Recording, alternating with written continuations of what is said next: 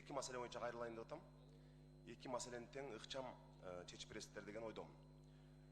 Мындан туура 6 жыл мурун билесиңер, бул саясий бир олку-солку окуя учурунда, атайын операция учурунда ошол убактагы полковник Самат Курманкулов, мына азыр кийин келген бийлик ага генерал намын берди, башына таш тийип 2 ирет Бишкекте операция болду. Андан кийин Москвада жатты.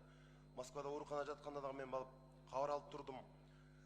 Ошол киши генерал бүгүнкү күндө бир аз тагдыры талкаланып, тилекке каршы майып болуп калды да. Ошол кишинин пенсиясы болгону 21 000 сом экен. 21 000 сомго ошол генералдын пенсиясын ошо 21 000 сом менен чектеп койдук.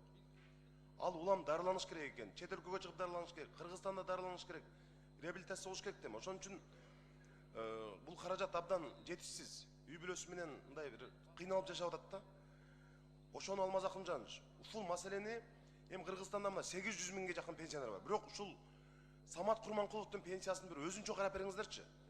Мына биз мына Сүйүн Абдылдаевич болуп, балким жогорку кеңештин токтомун чыгарсакпы деп аракет кылып көрдүк. Бирок болбойт экен. Анткени мыйзам бир адамга мыйзам чыгарсакпы деп дагы жолун карадык. Мындай такыр мүмкүнчүлүк болбой атат да. Бирок өкмөттүн токтому менен ушул Самат Курманкуловдун генералдын ушул генералыбызды мүңкүрөтүп койгон бул жакшы эмес.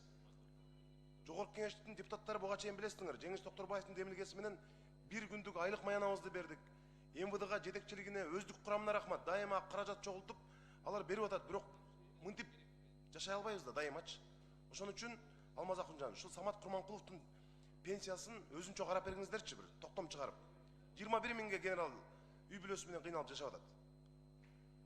Экинчиден, Алмаз Акынжанович, мен Алай районуна барып келдим жакында, Тилекташ айыл өкмөтү.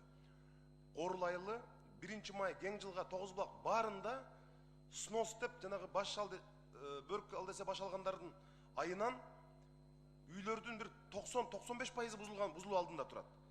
Ал тоонун боюндагы айыл стратегиялык жол эмес, Ош Бишкек жол эмес, Ош Эркештам Сарыташ жол эмес бул. Эмне үчүн ошол жерде үйлөрдүн бардыгын бузабыз деп атат. 26 метр кылабыз дейт жолдун бардын. Азыркы 6 метрде 26 метр. Эми ал жерде үй калбайт эгер мындай болсо. Эмне кылат элдер? Же компенсация бербесе, же аларга жер бербесе, же акча бербесе, жөн эле үйлөрүңөрдү бузабыз деп атат. Жазып алсаңыз, Тилектеш айыл өкмөтү. Ошол жерде үйлөргө 1 майда мындай жол менен кетсе, бир да үй калбайт аердечи. Эл эмне кылат? Каякта жашайт?